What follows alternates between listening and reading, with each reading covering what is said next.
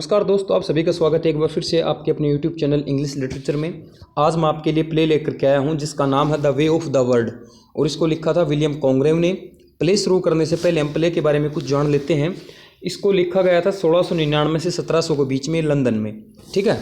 और इसको first publish करवाया गया था मार्च 1700 में। इसकी सेटिंग भी लंदन में रखी गई है और इस प्ले का जो जॉनर है वो है कॉमेडी और इस प्ले का लिटरेरी पीरियड जो है वो है रेस्टोरेशन पीरियड। तो अब हम इस प्ले को शुरू करने से पहले आपको दो मेजर करैक्टर के बारे में बताते हैं। हालांकि हमारी शीट के अंदर आपके मेजर करैक्टर मिस हैं। तो सबसे पहला हमारा करैक्टर है एराबेला, उसके बारे में हम बात कर लेते हैं। एराबेला एक यंग हैंडसम वो औरत है जिसका पति मर गया है और इसका पति मरने के बाद क्या होता है, ये एक अफेयर कर लेती है मीराबेल के नाम से। ये जो मीराबेल है ये हमारा मेन करैक्टर है, इसके अंदर प्रोटैगनिस्ट है जिसको हम मेन करैक्टर कहते हैं, ठीक है। तो मीराबेल के साथ इसका अफेयर हो जाता है, परंतु इसका अफेयर कुछ दिन तक ही जारी रहता है क्योंकि इसकी माँ जो लेडी विस्फर्ट होती है, ये जो लेडी विस्फर्ट है ये इसकी शादी तय कर देती है फिनेल के साथ। और इसकी शादी फिनेल के साथ जब करवा देती है तो इसका अफेयर मीराबेल के साथ जो होता है वो ख़त्म हो जाता है। परंतु ये जो मीराबेल जो है, जो मेन करैक्टर है, ये इस बात से डरता रहता है कि कहीं लोगों को इसके बारे में पता चल गया तो क्या होगा। आगे हम बात करते हैं। अब मीराबेल जब इससे दूर ही हो गया था तब उसके अंदर एक लस्ट और जाग आई थी, यानी जो एराबेला की जो कजिन है, इसकी जो आंट की लड़की है मिलीमेंट, जो इसकी माँ के साथ रहती है। जो मिलीमेंट है इसके चाचा की लड़की है जो इसकी माँ लेडी विस्फर्ट के साथ रहती है। ये इसके प्यार में पागल हो जाता है और भी इससे शादी करना चाहता है। परंतु इसको शादी करने से पहले सबसे पहले क्या काम करना पड़ेगा, इसको लेडी विस्फर्ट की परमिशन की ज़रूरत पड़ेगी। अब ये लेडी विस्फर्ट की परमिशन पाने की कोशिश करता है तो वैसे तो इसको परमिशन नहीं मिल पाती, तो एक काम करता है, इसकी चापलूसी शुरू कर देता है। जब ये इसकी चापलूसी शुरू कर देता है तब ये मामला थोड़ा सा उल्टा पड़ जाता है। लेडी विस्फर्ट सोचती है कि ये तुम्हारे लिए पागल है, तुम्हारे साथ शादी करना चाहता है, ठीक है। इसके बाद ये जो लेडी विस्फर्ट होती है इसकी दोस्त आती है जिसका नाम है मिसिज मारवुड, जो इसकी पड़ोसी भी है और इसकी बहुत अच्छी फ्रेंड भी है।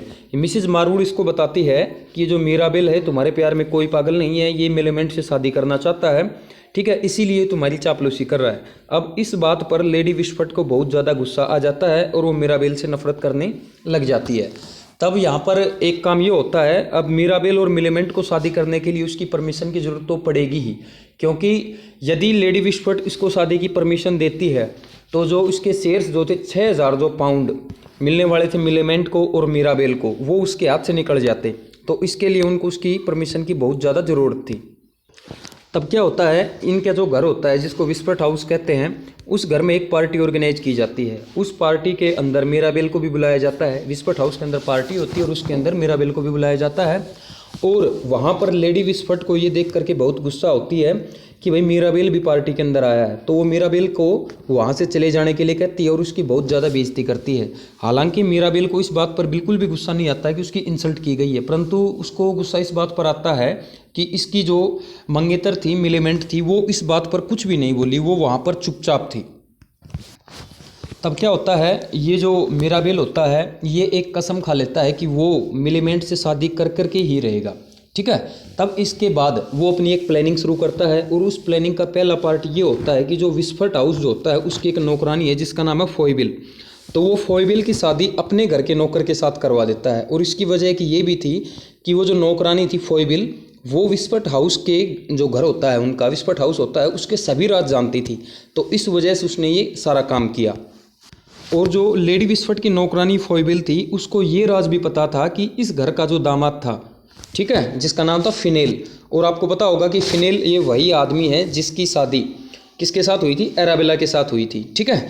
तो ये जो फोइबिल होती है इस फिनेल के सारे राज जानती है। और ये सबसे बड़ा राज ये होता है कि इस फिनेल का अफेयर्स मिसिज मारवुड के साथ चल रहा था।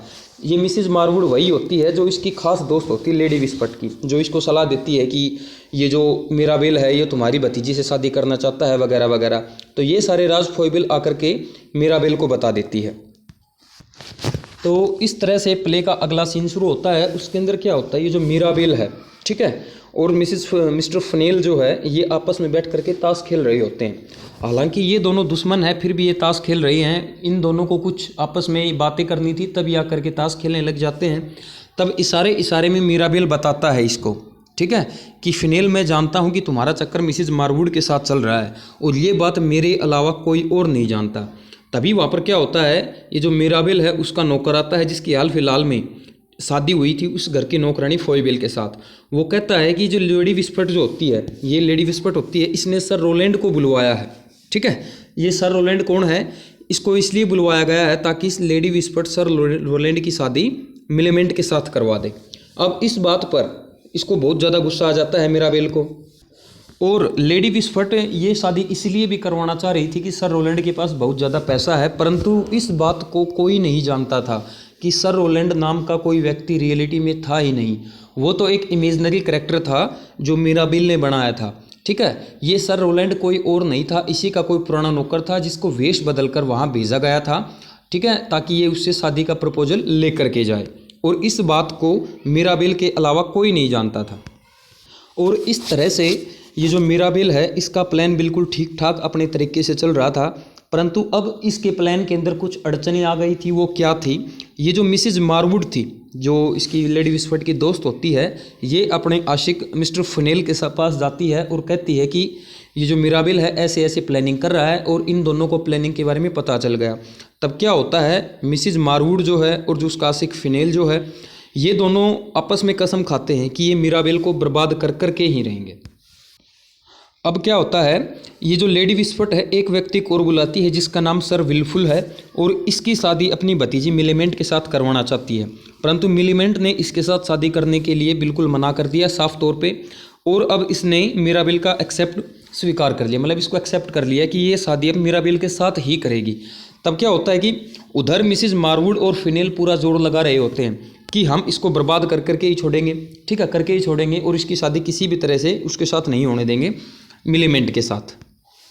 अब क्या होता है, ये जो फिनेल होता है, जो घर का दामाद होता है, एराबेला का पति, ये क्या करता है कि अपनी चाल चलता है। ठीक है, और ये जो मिराबेल था, इसकी प्लानिंग में जितने भी इसके नौकर शामिल थे, जितने भी लोग शामिल थे, उसको ये सभी को अरेस्ट करवा देता है। फिनेल उन सभी को अरेस्ट करवा देता है, और वे ऐसा करता है ताकि इसकी प्लानिंग फेल हो जाए, और इसके लिए वो पुलिस वालों को पैसे भी देता है रिश्वत के तौर पर। और इसका अगला स्टेप ये होता है कि जो फिनेल है ये लेडी विस्पट के पास जाता है।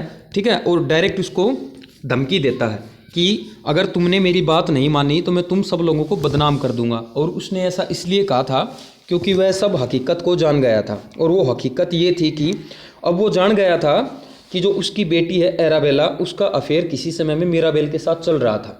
ठीक है, और ये कहता है आगे की, अगर तुमने मेरी बातें नहीं मानी तो मैं पूरे शहर में तुम लोगों को बदनाम कर दूंगा, और मैं तुम के ऊपर आरोप लगाऊंगा, मैं कोर्ट में जाऊंगा कि तुम लोगों ने मेरे साथ धोखाधड़ी की है। आगे क्या होता है, अब वो कहता है कि मुझे सारा पैसा चाहिए, यानी जो एराबेला के शेयर्स जो थे वो भी मुझे चाहिए, मिलेमेंट के जो शेयर थे वो भी मुझे चाहिए, और जो लेडी विस्पट है उससे तो कह ही रहा है, कहता है कि मुझे तुम्हारी भी शेयर्स चाहिए। अब उसके अंदर ये लस्ट जागाई है, लालच जागाई है। वो कहता है कि तुम यदि अपनी भलाई चाहते हो, यदि तुम चाहते हो कि तुम्हारी बेइज्जती पूरे शहर में किसी भी प्रकार से न हो, तो तुमको मुझे सारे पैसे देने होंगे। वो अब पैसे की डिमांड करने लग गया है। अब यहाँ पर लेडी विस्पट बहुत ज़्यादा परेशान हो जाती है, उसे अपनी समस्या का हल किसी प्रकार से नहीं दिख रहा है, और वह लेडी विस्पट को ये भी कहता है कि आप मेरी इजाज़त के बगैर कहीं शादी कर नहीं सकती। ठीक है, और वो ऐसा इसलिए कहता है, यदि लेडी विस्पट कहीं दूसरी शादी कर लेती है तो उसके जो हिस्से आने वाले पैसे हैं वो भी उसके साथ चले जाएंगे, तो इसलिए वो कहता है कि आप मेरी परमिशन के बगैर कहीं जा भी नहीं सकती, और मेरी परमिशन के बगैर दोबारा कहीं शादी कर भी नहीं सकती। तो ये सब बातें होने के बाद लेडी विस्पट बहुत ज़्यादा परेशान हो जाती है। वहाँ पर तब मिराबेल आता है। तब क्या होता है, ये जो मिलेमेंट होता है, लेडी विस्पट की जो भतीजी है, ये अपने हिस्से के पैसे बचाने के लिए क्या कहती है कि मैं सर विल्फुल से शादी कर लूँगी। ठीक है, ये जो विल्फुल आया था, ठीक है, ये इससे शादी करने को तैयार हो जाती है। इसकी वजह सिर्फ यही होती है कि उसके हिस्से का पैसा फिनेल के पास न जाए। तब क्या होता है, मिराबेल उस लेडी विस्पट से कहता है कि अभी भी आपके हिस्से का जो एराबेला है और आपके हिस्से का पैसा है वो इसके पास जा सकता है, फिनेल के पास। तभी मिराबेल उसको प्रपोज देता है कि क्या मैं आपकी मदद कर सकता हूँ। हालांकि लेडी विस्पट तो इसी मौके की तलाश में थी कि कोई आए और उसकी मदद करे। तो वो अपने पहला जो प्लान होता है, जो पहली उसकी जो चाल होती है, वो बताता है कि वो अच्छे से जानता है कि मिसिज मारवुड यानी जो लेडी विस्पट की दोस्त होती है वो और मिस्टर फनेल का चक्कर चल रहा है। ठीक है, यदि वो आपको बदनाम करने की कोशिश करेगा तो हम भी उनको बदनाम कर सकते हैं। हालांकि इस बात पर लेडी विस्पट को ज़्यादा खुशी नहीं होती है, क्योंकि इससे कुछ ज़्यादा होने वाला नहीं है। हालांकि दोनों की बदनामी भी हो जाएगी तो भी उसका पैसा उसके पास चला जाएगा। अब इसके बाद वो अपना दूसरा कदम ये बताता है कि ये जो एराबेला है उसकी जो बेटी है, इसने शादी होने से जस्ट पहले अपने हिस्से का पैसे का जो ट्रस्टी है वो उसको बना दिया है मिराबेल को। इस बात पर लेडी विस्फट बहुत ज़्यादा खुश होती है कि उसकी बेटी के हिस्से का पैसा अब तो फिनेल के पास नहीं जाएगा। इस बात पर लेडी विस्फट बहुत ज़्यादा खुश हो जाती है और जैसा कि उसने पहले कहा था कि यदि तुम मुझे इस मुसीबत से बचा सकते हो तो मैं तुम्हारी शादी अपनी भतीजी मिलेमेंट के साथ करवा दूंगी, और उसने ऐसा किया भी। ठीक है, तब क्या करता है ये जो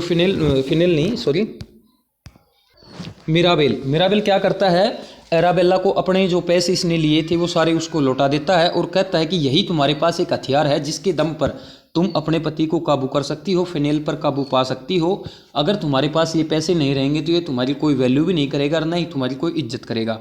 और ये भी कहता है कि यदि तुम ये पैसे अपने पास रखती हो, सेव रखती हो और इसको खर्च नहीं करोगी तो ये तुम्हारे साथ सदा सुखी सुखी रहेगा।